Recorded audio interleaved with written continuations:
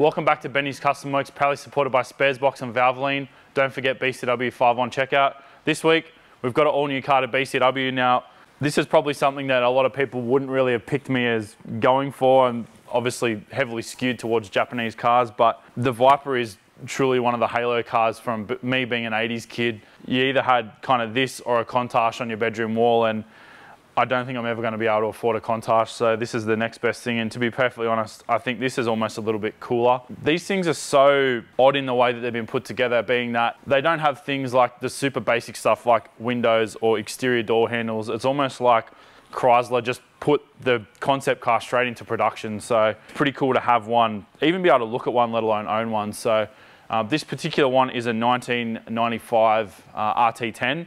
So I'm still actually learning a lot about it myself. I kind of dived on this thing pretty quickly when I saw it come up. Well, it wasn't even actually publicly listed. So I was fortunate enough to be offered the car through a contact.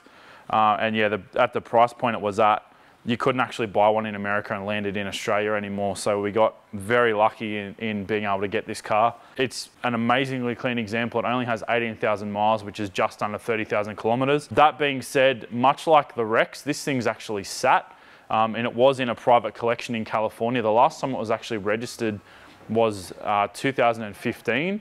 And even cooler, actually, we've got all the paperwork for it, and I've also got the original number plate, which it was registered with when it was new, all the way to when it was last registered or when the registration lapsed. So with that in mind, we're going to do exactly what we always do, which is a full service today. I was really hoping to take it for a drive, but the weather's actually let us down. So yeah, we're just going to concentrate on going through the car today, checking it over. I actually inspected this before we purchased it. I was lucky enough to inspect it on a hoist, so there shouldn't really be any surprises today. But all of the fluids are definitely old. The coolant's kind of just got that old smell to it. The oil, much the same, has got really fuely smell to it, which generally means it's done a lot of sort of idling, or so it's potentially been in a collection where someone's just kind of started them once a month and let them idle for 20 minutes. That can be good and bad. It's good if you're kind of always replacing the engine oil and maintaining them that way, but if you're constantly just sort of giving the car a bit of a cold start, on the cold start they dump a lot of fuel in, and excess fuel can actually get past the rings and into the sump. So yeah, we're going to be going through doing all the fluids today. Hopefully by the end of it, it'll be much nicer and more reliable car, because this thing is going to stay around for a while. I've got no plans in getting rid of it. But yeah, we're going to go through it and sort of point out some of the odd stuff along the way, including the stud pattern. It's very odd and unique. And only one other car I know runs this same stud pattern, so wheel nerds, stay tuned. I've just had the car running to warm the engine oil up. Just makes it heaps easier to drain. It's worth keeping in mind though that if you are going to service your car, including a coolant flush, that you don't want to get it too hot, because you're probably going to burn yourself, and also it pressurizes the cooling system. The one other thing I did was also crack the radiator cap before I started it, just to make sure there is no coolant pressure build up. So it means we can service the thing safely and keep on trucking. Where is the oil filter? Ah, great. It's in a fantastic spot, lol. Sploot. Random fact of the day. The gearbox in this is the T56, so this was actually developed for the Viper. So every Commodore and Falcon owner under the sun can thank Chrysler for the development of the T56. I'm sure someone will correct me about something on that in the comments, but yeah, visually it is very similar to the VT to VZ T56. So it's pretty cool to see that this is from effectively 1993. This is a 95 model, but this was the first T56 install, so pretty cool. Man, that's so scary. Moving around in the end tank, and if that snaps out, ba-bow! I think it'd be much safer to just take the hose off.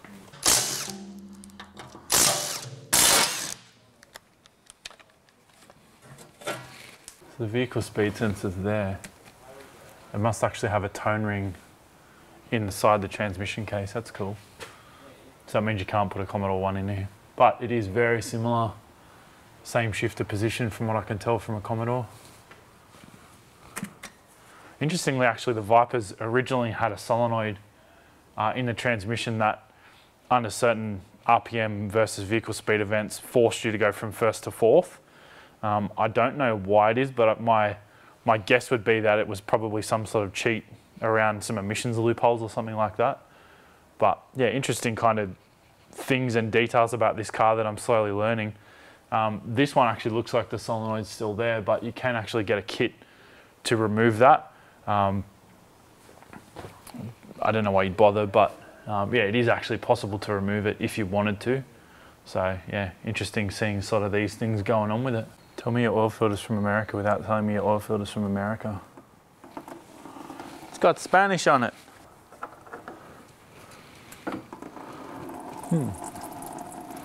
How does the filter come out?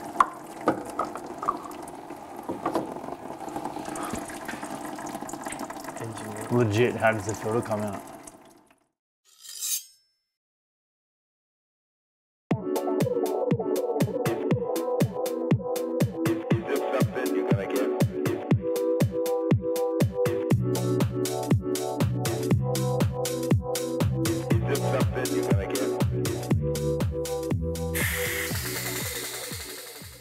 Just been draining the diff oil out of the Viper. Now, I thought with many European and American diffs and even Australian diffs that the bottom bolt on the back cover would be the drain plug.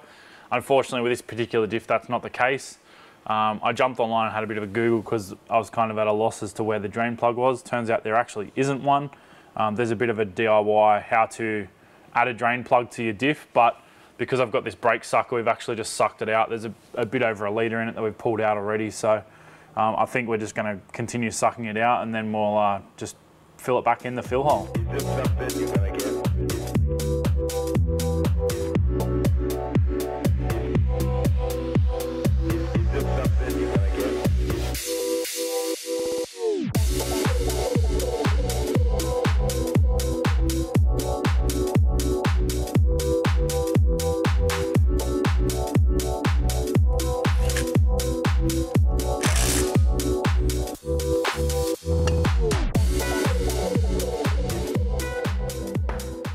So the front is a 17 by 10. What do you reckon the rear is going to be, like a 17 by 12 or something? Can't even see. Yeah, 17 by 13. Like, you can tell these things were hand built. There's literally like handwritten numbers all over the car. Like, there must have been a process to tighten and fit certain parts. Like, you've got 9, 10, 12, 13, 11 through there that's half cut off. Like, they've obviously checked all sorts of stuff throughout the build process. Like, it's pretty crazy how these things are put together. Now, this is a pretty odd sight in the light vehicle world, being a 6-stud car. A lot of four-wheel drive guys will probably be familiar with 6-stud. However, this isn't a common 6-stud pattern. So this is 6 by 114.3, which if you're a late model Navara owner, you'd be like, cool, I can now put Viper wheels on my Navara, but they were not going to fit anyway. That being said, the reason they would have added an extra stud would have been as a load carrying basically capacity. The other option could have been to have gone to a larger PCD because that equally will share the load better. However, I'm not sure why they've gone that. Potentially the hub blank could be common to another vehicle and they've just machined it as a 6 by 114 instead of a 5 by 114 because Chrysler at the time this was built pretty much even through to today use a 5 by 114 hub on most of their vehicles. So being that this thing is a pretty low volume vehicle, there may be common parts that are used in this that are then modified to suit this. So it would make sense that a 6 by 114 PCD may have been used as opposed to a 5 by 120 or a 127 or a 139. So yeah, it's pretty cool to see, but inversely, it means if you're ever going to put wheels on a Viper, you're basically stuck with exactly what you can get, either late model OEM stuff or aftermarket. So yeah, probably not going to change the wheels on this because they are 17 by 10s on the front and 17 by 13s on the back. We've also just put brand new tyres front and rear as well, which we could only actually get one tyre, which is a Michelin Pilot Sport 2 from memory. So yeah, tyre availability is not massive in Australia for these. It may be different overseas, but yeah, we've made a pretty good pick on the tyre. I think apart from the fact that it's the only one actually available here, it's a pretty good tyre for what it is. So yeah, I think it'll live up to the rest of the car. So we're going to bring it down now, drain the coolant, get that everywhere. And also while that's draining, we're going to start bleeding the brakes. Then we're going to finish up with spark plugs and topping off the rest of the fluids. Ah, God. Well, that's gone as badly as I'd anticipated. Oh, no. Oh god, it's kind of going at such a fast rate. It can't keep up. Well, you hate me for coolant. That was a rookie move on my part. Ah, never ending. At least my mopping skills are on point. Get lots of practice. F you.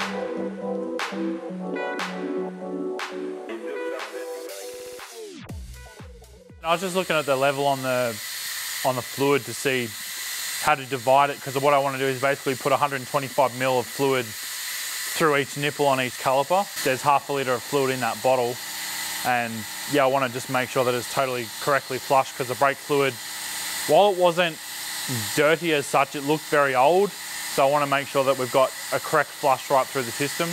And once we've done the brake system, we're going to actually bleed the clutch as well, because it's probably one of the most overlooked parts of servicing a clutch and brake system on a car. So keep in mind, if you're going to service your car, to change the clutch fluid when you change the brake fluid, and not just suck the reservoir out, actually bleed the system properly.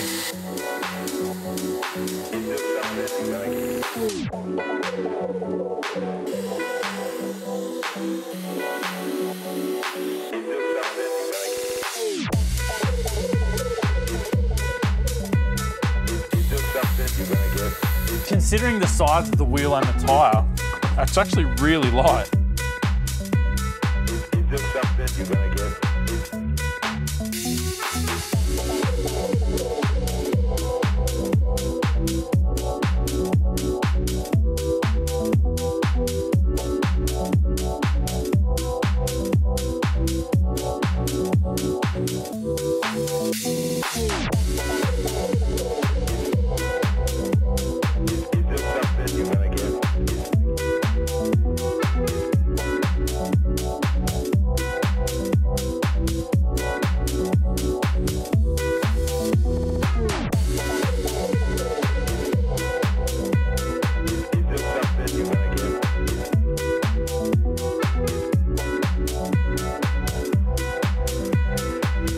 Whip her up.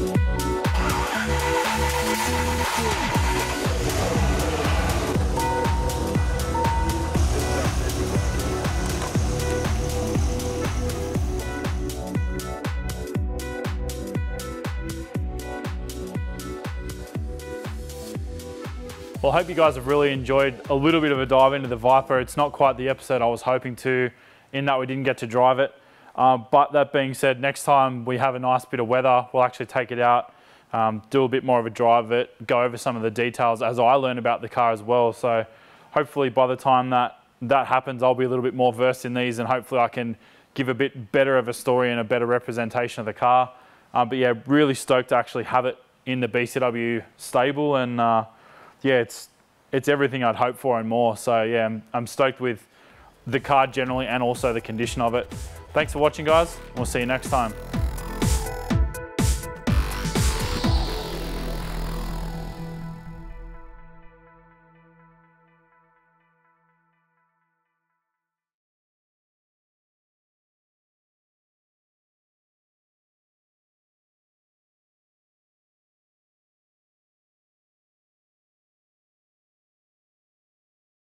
You know what else scares me about this car?